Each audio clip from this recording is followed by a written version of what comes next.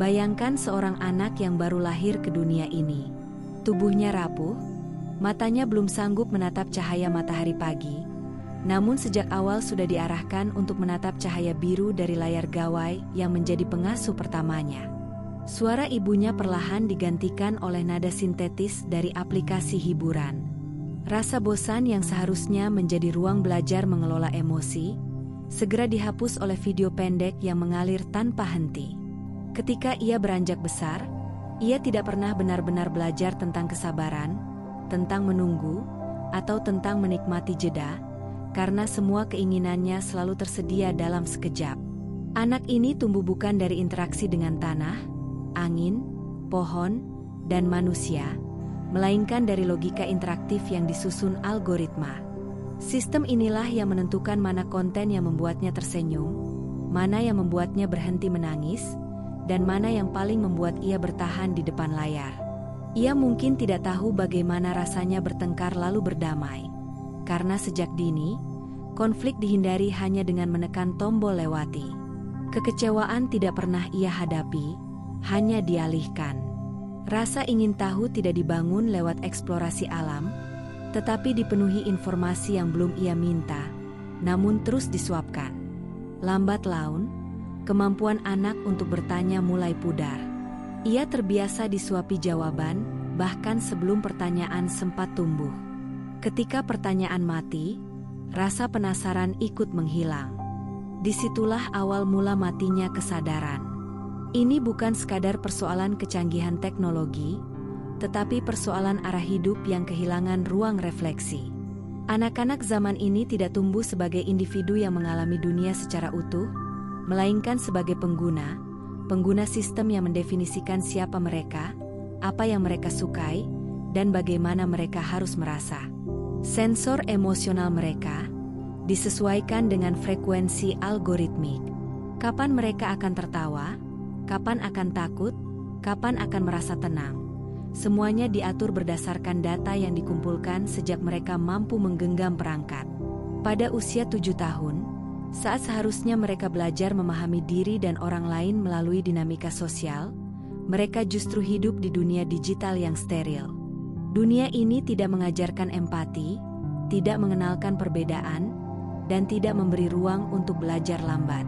Segalanya cepat, sempurna, dan bisa diulang sesuka hati.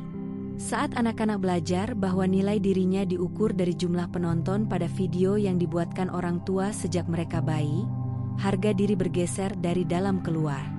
Kesadaran berubah menjadi angka. Mereka tidak belajar mencintai diri, tetapi mempertontonkan diri.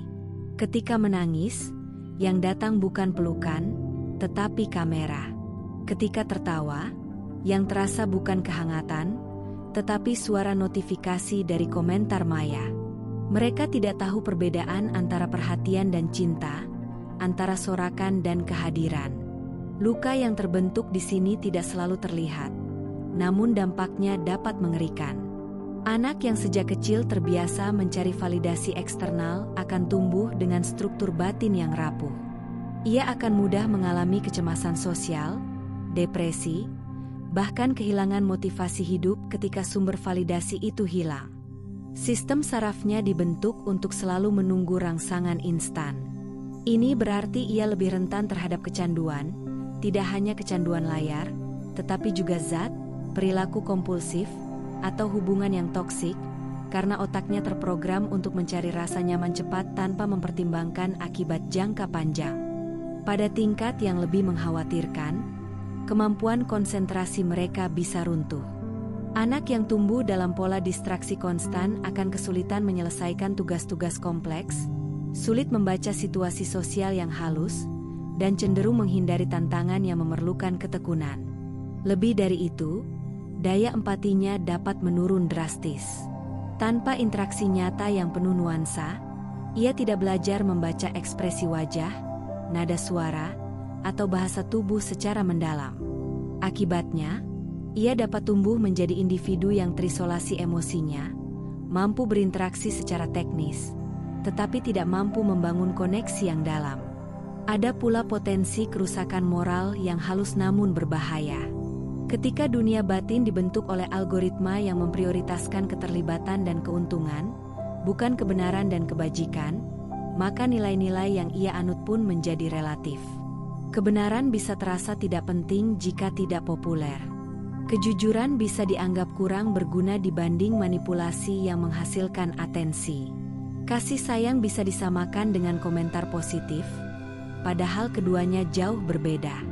Ketika dewasa nanti, saat menghadapi patah hati, kesepian, atau krisis identitas, mereka tidak akan mencari nasihat seorang guru, pendeta, atau orang bijak.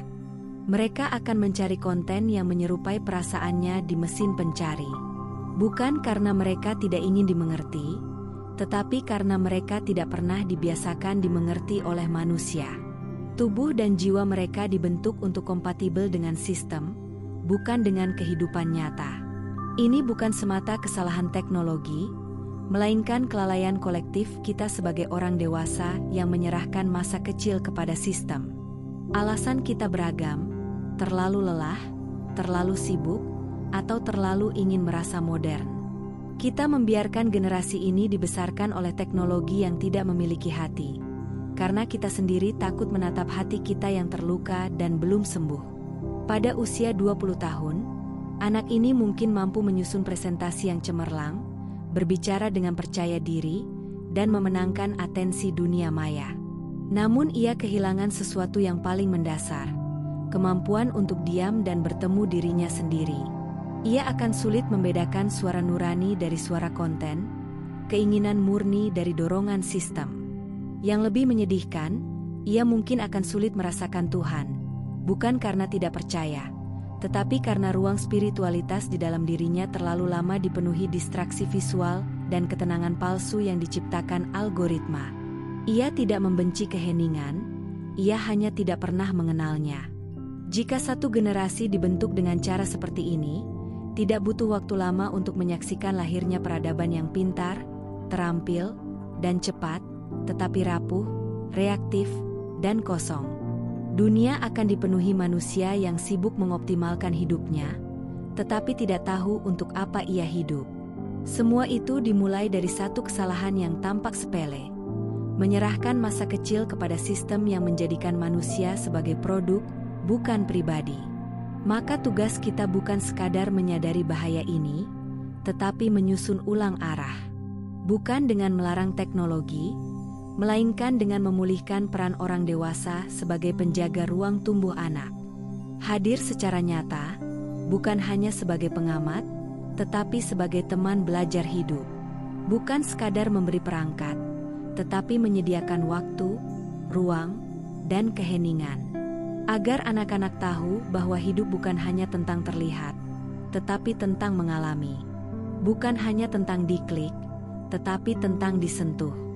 Bukan hanya tentang produktivitas, tetapi tentang keutuhan jiwa yang tumbuh perlahan, seperti pohon yang diberi cahaya dan air, bukan disemprot dengan angka dan notifikasi.